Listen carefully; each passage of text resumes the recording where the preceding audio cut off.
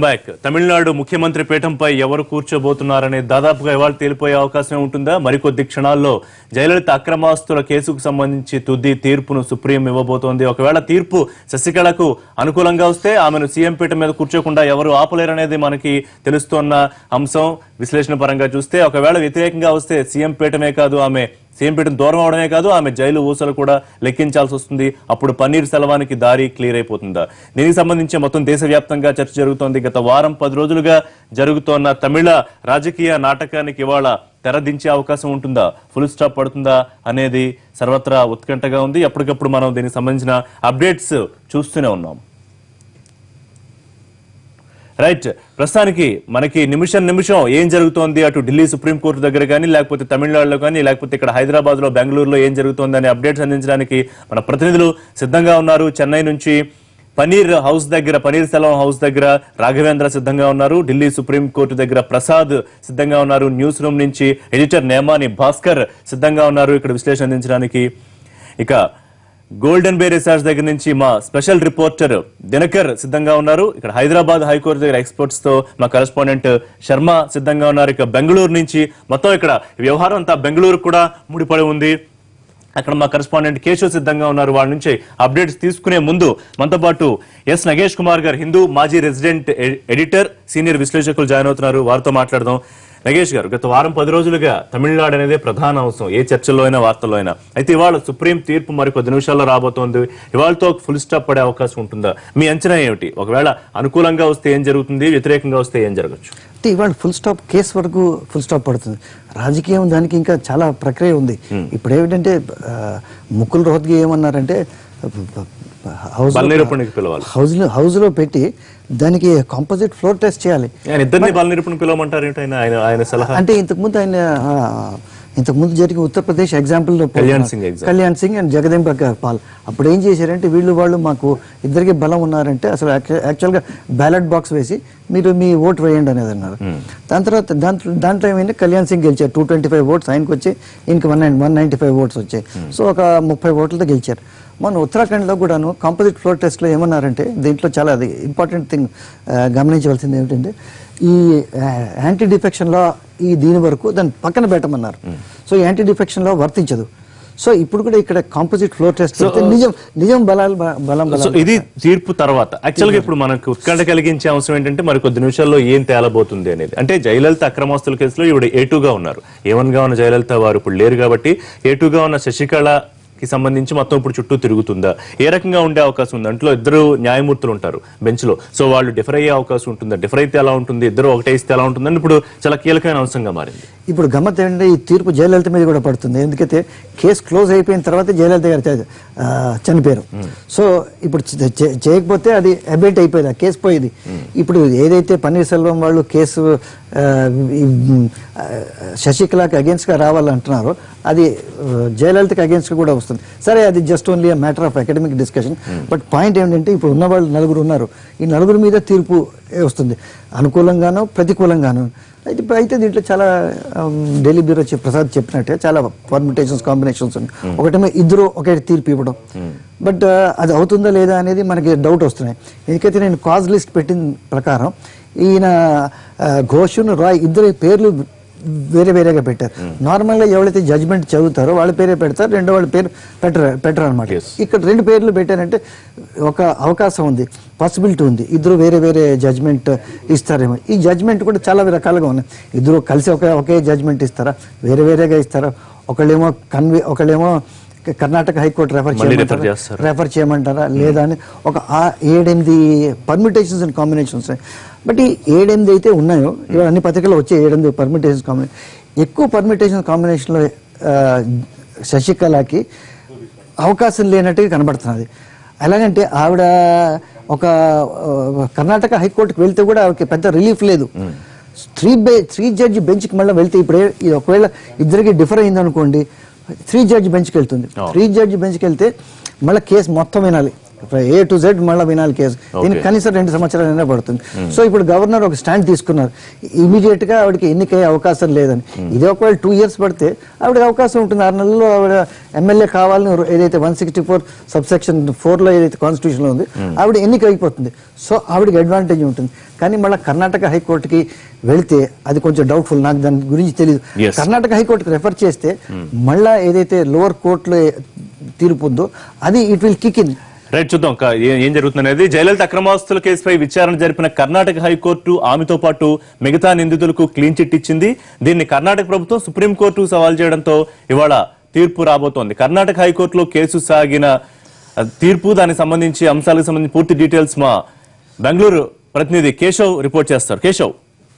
తమిళనాడు మాజీ ముఖ్యమంత్రి దివంగత జయలలిత అక్రమ ఆస్తుల కేసు మొత్తం కర్ణాటకనే అంటుకుంది అని చెప్పుకోవాలి. ఎందుకంటే మొత్తం 2004 నుంచి సుమారు 2014 సెప్టెంబర్ 27 వరకు ఇక్కడే మొత్తం కేసులు నడిచాయి. మొత్తం ఇదే కర్ణాటక హైకోర్టు ఒక స్పెషల్ బెంచ్ ని ఏర్పాటు చేసింది. ఆ బెంచ్ లోనే మొత్తం కేసులు నడిపారు. సుమారు 7 ఏళ్ల పాటు జరిగినటువంటి ఈ కేసులో 2014 సెప్టెంబర్ 27వ తేదీన జయలలిత కేసుకి ఒక తీర్పు వస్తుంది. ఆ తీర్పులో ఆమె దోషి అని కింద కోర్టు పేర్కొంటది. దీంతో సుమారు 21 రోజుల పాటు జయలలిత పరపన అగ్రహార జైల్లో ఉంటారు. ఈ జయలలితతో పాటు జయలలిత, శశికళ మరియు ఇలవర్సి, సుధాకరన్ నలుగురు కూడా ఇదే జైల్లో వాళ్ళు సుమారు 21 రోజుల పాటు ఉంటారు. కానీ వాళ్ళ బెయిల్ కోసం ఇదే హైకోర్టులో అప్పీల్ చేసుకున్నప్పటికీ కూడా హైకోర్టులో ఇక్కడ బెయిల్ దొరకకపోవడంతో సుప్రీంకోర్టుకు వెళ్లి బెయిల్ తెచ్చుకొని మరోసారి బెయిల్ వచ్చిన తర్వాత ఆమె తర్వాత తమిళనాడు వెళ్ళిపోతారు. కానీ ఈ మొత్తం కేసులో ఒక ట్విస్ట్ల పైన ట్విస్టులు, సుమారు 20 ఏళ్లకు పైగా కొనసాగిన ఈ కేసు మొత్తం ఈ రోజు శశికళ మెడకు చుట్టుకుంది అని చెప్పుకోవాలి. ఎందుకంటే మొత్తం ఈ కేసులో ఇదే హైకోర్టులో మరి మరోసారి తీర్పు కూడా వస్తుంది. ఈ తీర్పులో జయలలిత మరియు శశికళ, ఇలవర్సి, సుధాకరన్ వీళ్ళు నలుగురు కూడా నిరపరాధులు. వాళ్ళు సంపాదన కింద కొంచెం డబ్బులు ఎక్కువ పెట్టుకుంటే దాంట్లో ఏం తప్పు ఉంది, కానీ అందువలన వీళ్ళు ఎటువంటి అక్రమాస్తులు కలగలేదని చెప్పేసి ఇదే కర్ణాటక హైకోర్టు తీర్పును జస్టిస్ కుమార్ స్వామి తీర్పు ఇస్తారు. దీంతో మొత్తం మరోసారి జయలలితకు విజయం దొరుకుతుంది. కానీ ఆ జయలలిత విజయం తర్వాత మరోసారి తమిళనాడు ముఖ్యమంత్రిగా పట్టం ఎక్కుతారు. కానీ ఇవన్నీ ట్విస్టుల తర్వాత, ఈ మొత్తం జైలువాసం తర్వాత ఇవన్నీ ట్విస్టుల తర్వాత ఇదే కేసులో మరోసారి ఈరోజు శశికళకు సమస్య వచ్చిందని చెప్పుకోవాలి. ఎందుకంటే ఈ కేసు అప్పటికే అయిపోయింది అనుకుంటే, కానీ మన ఈ కర్ణాటక ప్రభుత్వం మొత్తం ఈ కేసుని సుమారు 2 నెలల పాటు ఇన్వెస్టిగేషన్ చేసింది. ఇన్వెస్టిగేషన్ చేసి అంటే మొత్తం న్యాయ నిపుణులతో మాట్లాడిన తర్వాత మరోసారి ఈ హైకోర్టు ఇచ్చినటువంటి తీర్పు సరిగా లేదు, తర్వాత ఆ తీర్పుని మరోసారి పరిశీలించాలని చెప్పేసి సుప్రీంకోర్టుకు వెళ్లడం జరుగుతుంది. సుప్రీంకోర్టులో సుమారు నెలల పాటు కొనసాగిన ఈ జడ్జిమెంట్ 2016 జూన్లో మొత్తం ఒక జడ్జిమెంట్ ని రిజర్వ్ చేశారు. కానీ ఈ మొత్తం దీనిపైన కర్ణాటక గవర్నమెంట్ ప్రతి ఒక్క దీంట్లో కూడా ఇక్కడ అంటే ఈ పబ్లిక్ ప్రాసిక్యూటర్ నియమించడం, తర్వాత ఈ కేసుని నడిపించడం చాలా ఏళ్ల పాటు కొనసాగింది. దీంతో మొత్తం ఈ రోజు వస్తున్నటువంటి కేసు అంటే తీర్పు శశికళ, ఇప్పుడు జయలలిత లేకపోవడంతో శశికళనే ప్రధానంగా ఇదవుతున్నారు. కానీ మొత్తం ఈ కేసులో ఈ రోజు వెలువడేటువంటి తీర్పు చాలా ప్రాముఖ్యంగా ఉంటుంది. ఎందుకంటే మొత్తం కర్ణాటక ప్రభుత్వం ఇన్నేళ్లు కూడా ఈ కేసు పైన పోరాడింది. దీంతో ఇప్పుడు ఒకసారి శశికళకు ఆపోజిట్ గా కానీ ఏమన్నా తీర్పు వచ్చిందంటే ఇదే కర్ణాటకలోని పరపన అగ్రహార జైలుకి రావాల్సి ఉంటుంది. లేకపోతే ఆమె ఏమైనా పరంగా వస్తే తమిళనాడు ముఖ్యమంత్రి అయ్యే ఛాన్సెస్ కూడా కొనసాగుతుంటాయి. రైట్, మనతో పాటు కృష్ణయ్య గారు జాయిన్ అయ్యారు, సీనియర్ న్యాయవాది. కృష్ణయ్య గారు, మొత్తం అంతా ఉత్కంఠగా ఎదురు చూస్తున్న పరిస్థితి, మరికొద్ది నిమిషాల్లో ఈ అక్రమాస్తుల కేసు విషయంలో తీర్పు ఏ రకంగా ఉండబోతోంది, ఆ తర్వాత తమిళనాడు రాజకీయ పరిణామాలు ఏ రకంగా మారిపోతాయి అనే దాని మీద మీ అంచనా ఏమిటి? ఇప్పుడు తమిళనాడు రాజకీయాలంటే అది సెటిల్డ్ ఇష్యూ. ఎందుకంటే అన్నా డిఎంకే పార్టీకి మెజారిటీ ఉంది. లెజిస్లేటివ్ పార్టీ వాళ్ళ లీడర్ని కూడా ఎలక్ట్ చేసుకున్నారు. ఎలక్ట్ చేసుకున్న తర్వాత ఇప్పుడు ఈ కేసు తోటి ఆమెకి అవకాశం ఇవ్వకుండా డిలే చేశారు. అది కూడా రాజ్యాంగంగా తప్పుది. అయినా కూడా ఈ గ్యాప్లో ఈరోజు రిజల్ట్ కూడా వస్తుంది. జడ్జిమెంట్ వచ్చిన తర్వాత యాక్విటల్ అయితే అసలు ఇంక వేరే ప్రాబ్లమే లేదు. అవును. ఒకవేళ ఏదైనా కన్విక్షన్ వస్తే లెజిస్లేటివ్ పార్టీ అన్నాడీఎంకే లెజిస్లేటివ్ పార్టీలో లీడర్ని ఈమెను ఎన్నుకున్న తర్వాత ఆమె డిస్క్వాలిఫై అవుతుంది కాబట్టి వాళ్ళు ఇంకొక లీడర్ని ఎన్నుకోవచ్చు. ఎన్నుకున్న తర్వాత వాళ్ళు సీఎంగా ప్రమాణ స్వీకారం చేసుకోవచ్చు. కాబట్టి ఏ విధంగా అయినా కానీ అన్నాడీఎంకే పార్టీయే సీఎం పదవికి వస్తుంది. ఇప్పుడు ఇన్ని రోజులు చేసిన డిలే అనేది యాక్చువల్గా అది కరెక్ట్ కాదు. ఇప్పుడు సెల్వం గారు రిజైన్ చేశారు. రిజైన్ చేసిన తర్వాత అడ్హాక్ సీఎంగా కంటిన్యూ అవుతున్నారు. 1 or 2 days ఉంటారు. తర్వాత ఇప్పుడు ఆయన క్లెయిమ్ ఏంటి? సెల్వం గారి క్లెయిమ్ ఏంటి? బలవంతంగా చేయించారు. బలవంతంగా చేసినా కూడా బలవంతంగా చేశారు. మీకు బలం ఉంటే మీరు మళ్ళీ లెజిస్లేటివ్ పార్టీ మీటింగ్ కన్వే చేసి మీటింగ్లో నువ్వు ఎలక్ట్గా మీరు ఎలక్ట్ అయ్యి ఆమె ప్లేస్లో మీరు రండి, మీరు వచ్చిన తర్వాత చేయండి. నీకేమీ లేదు అక్కడ. ఇప్పుడు ప్రజలు ఆయన మీద విశ్వాసంగా ఉన్నారు, ఆయన మీద సింపతిగా ఉన్నారు, different issue. Legal aspects constitutional aspects సంఖ్య కీలకం మనకి. అది ఆ పార్టీ ఉంది. ఈయన ఆ పార్టీలో మెజారిటీ లేదు. మెజారిటీ లేనప్పుడు ఇంకా ఆయన ఈవెన్ అటార్నీ జనరల్ ఇచ్చిన అడ్వైస్ కూడా కరెక్ట్ కాదు. ఏమని మీరు అసెంబ్లీలో చూసుకోండి. అసెంబ్లీలో ఎప్పుడు అసెంబ్లీలో గవర్నర్కి డౌట్ ఉన్నప్పుడు అదే సీఎం పోస్టు 2-3 పార్టీలు ఇప్పుడు డిఎంకే క్లెయిమ్ చేస్తున్నారు, రైబల్ సెల్వం క్లెయిమ్ చేస్తున్నాడు, వీళ్ళు క్లెయిమ్ చేస్తున్నారు, వేరియస్ పార్టీస్ క్లెయిమ్ చేస్తుంటే అప్పుడు మీరు ఎవరో ఒకరు మీ ఛాయిస్ ఒకటి తీసుకొని తర్వాత వాళ్ళని ప్రూవ్ చేసుకోవచ్చు. ఇక్కడ ఆ పరిస్థితి లేదు. అసలు అదంతా కూడా కరెక్ట్ కాదు. కృష్ణ గారు మొదటి నుంచి కూడా అసలు సుప్రీం తీర్పుకు లేకపోతే ఏమైనా ప్రభుత్వం ఏర్పాటు చేయడానికి ఆహ్వానించడానికి లింక్ పెట్టడాన్ని చాలా మంది కరెక్ట్ కాదని 100% కరెక్ట్ కాదు. ఇప్పుడు 100% కరెక్ట్ కాదు. గత అనుభవాలు దృష్టిలో తీసుకునే గవర్నర్ ఈ రకమైన జాప్యం చేసి ఉండవచ్చు అని కూడా చెప్తున్నారు. గత అనుభవాలు ఏముంది? అప్పుడు జయలలిత కన్విక్షన్ అయిన తర్వాత సీఎం గా ఓట్ తీసుకున్నారు. ఎవరు అప్పుడున్న governor Fatima Beevi, supreme court judge. అప్పటికి ఈ లా కూడా డిసైడ్ కాలేదు. అప్పటికి there is no bar. Okay. కాబట్టి అప్పుడు మళ్ళీ అది సుప్రీంకోర్టులో కేసు వేసిన తర్వాత కాన్స్టిట్యూషన్ బెంచి కన్విక్షన్ పర్సన్స్ ఉండకూడదు అన్నారు. ఉండకూడదు పబ్లిక్ సర్వీసులు అనే చెప్పి సీఎంలకే కాకుండా పబ్లిక్ ఎంప్లాయ్మెంట్ వాళ్ళ ఎంప్లాయీస్ కూడా అప్లై అందరూ కూడా బయట ఉంటున్నారు. అది ఇప్పుడు యాజ్ ఆన్ టుడే, ఇప్పుడు as of now she's not disqualified, she's entitled. ఈ కేసు పూర్వపరాల గురించి ఒకసారి మాట్లాడుకుందాం. జయలలిత అక్రమాస్తుల కేసు, అందులో ప్రస్తుతం A2గా ఉన్నారు. అంటే 20 ఏళ్ల కేసు. ఇవాళ ఏం జరుగుతుంది అనే దాని మీద మొత్తం తమిళనాడు రాజకీయ భవిష్యత్తు, ఆమె రాజకీయ భవిష్యత్తు కూడా ఆధారపడిన నేపథ్యంలో ఒకసారి కేసు ఇన్ అండ్ అవుట్ మాట్లాడుకుందాం. ఇప్పుడు కేసు గురించి అందరికీ తెలిసిన విషయమే. అది తమిళనాడులో కాకుండా కొన్ని వేరియస్ రీజన్స్ వల్ల కర్ణాటక ట్రాన్స్ఫర్ చేశారు. అది సిబిఐ ఫైల్ చేసిన కేసు. కానీ సిబిఐ రోల్ తక్కువగా ఉంది ఇక్కడ. కర్ణాటక కోర్టుకు వచ్చినప్పుడు, గవర్నమెంట్కి వచ్చిన కర్ణాటక స్టేట్కి వచ్చినప్పుడు కర్ణాటకలో ట్రయల్ జరిగింది. ట్రయల్లో కూడా చాలా రకరకాలుగా ఉంది. వాళ్ళు ఉండకూడదు, ఆ పీపీ ఉండకూడదు, ఏదేదో ఉన్న మ్యాక్సిమం జ్యుడిషియరీని అవైల్ చేసుకున్నారు all parties, all persons. Ultimate గా ట్రయల్ కోర్టు కన్విక్షన్ ఇచ్చింది. కన్విక్షన్ ఇచ్చారు కాబట్టి ఆమె ఎలిజిబుల్ కాదు. అప్పుడు రిజైన్ చేసింది. మళ్ళీ హైకోర్టులో అపీల్ వేశారు. అపీల్లో జడ్జిమెంట్ కరెక్టా కాదా అని మనం చెప్పలేం. ఇచ్చారు కాబట్టి కన్విక్షన్ సెటిసైడ్ కాబట్టి ప్యూర్ గా అయిపోయారు. There is no hurdle. Hurdle లేదు కాబట్టి జయలలిత గారికి అవకాశం ఇచ్చారు. ఇప్పుడు జయలలితకి ఈమెకి ఉన్న నో డిఫరెన్స్. జడ్జిమెంట్ వచ్చేంత వరకు, ఎగనెస్ట్ గా వచ్చేంత వరకు జయలలిత గారికి ఈమెకి నో డిఫరెన్స్.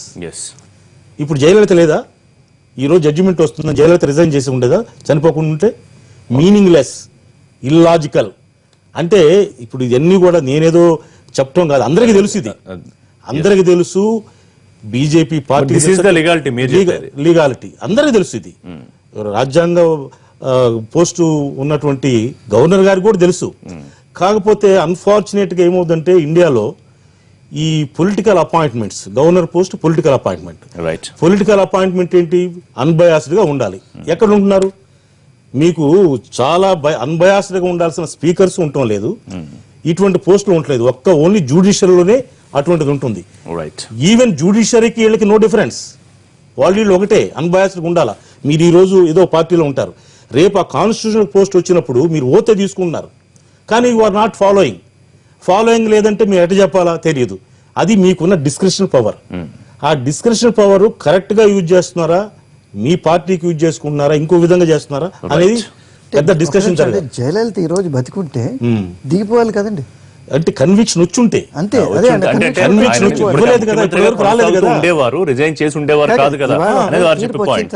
తీర్పు వచ్చిన తర్వాత డిపెండ్ అపాన్ ది తీర్పు మన నెగిటివ్ గా వస్తేనే దిగిపోవాలని అంతే. కాబట్టి అంతవరకు కూడా అప్లై అవుతుంది కదా. అంతవరకు ఆమె ఒకటే.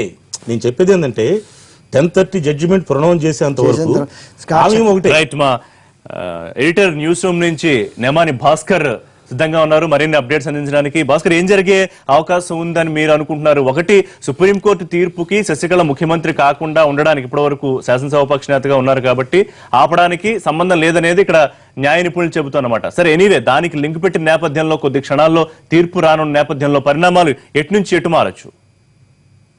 ఏ విధంగా వ్యవహరించినప్పటికీ కూడా కేవలం సుప్రీంకోర్టులో శశికళ కేసు ఏమవుతుంది అనే అంశం మీద మాత్రమే రాజ్భవన్ వర్గాలు లేకపోతే గవర్నర్ విద్యాసాగర్ రావు ఆలోచిస్తున్నట్లుగా న్యాయ నిపుణులు కానీ లేకపోతే రాజ్యాంగ నిపుణులు కానీ చెప్తున్నట్టుంది.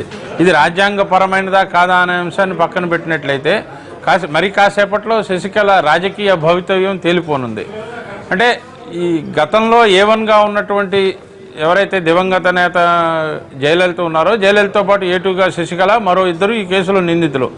1991, 96 మధ్యలో జయలలిత ముఖ్యమంత్రిగా ఉన్న కాలంలో అక్రమాస్తులు కూడబెట్టారని 62.65 కోట్ల రూపాయల అక్రమాస్తులను జయలలితతో కలిసి శశికళ కూడా అందులో సహనిందితురాలుగా ఉన్నటువంటి నేపథ్యంలో కింది కోర్టు అప్పట్లో వీళ్ళకి జైలు శిక్ష విధించింది. కింది కోర్టు తీర్పును అప్పీల్ చేసిన తర్వాత హైకోర్టుకి అప్పీల్ చేసిన తర్వాత కొంతకాలంలో ఇక్కడ తమిళనాడులో ఈ బెంచ్ ఉన్నట్లయితే లేకపోతే తీర్పు వచ్చిన తమిళనాడులో కేసు కనుక నడిచినట్లయితే దీన్ని రాజకీయంగా ఇన్ఫ్లుయెన్స్ చేసేటువంటి అవకాశం ఉంటుంది అనేటువంటి అంశంతో అప్పట్లో వచ్చినటువంటి విజ్ఞప్తులను పరిగణలోకి తీసుకుని దీన్ని కర్ణాటక హైకోర్టుకు బదిలీ చేయడం, కర్ణాటక కోర్టు జయలలితతో పాటు నిందితులుగా ఉన్న శశికళ మరో ఇద్దరిని కూడా నిర్దోషులుగా ప్రకటించినటువంటి పరిస్థితి.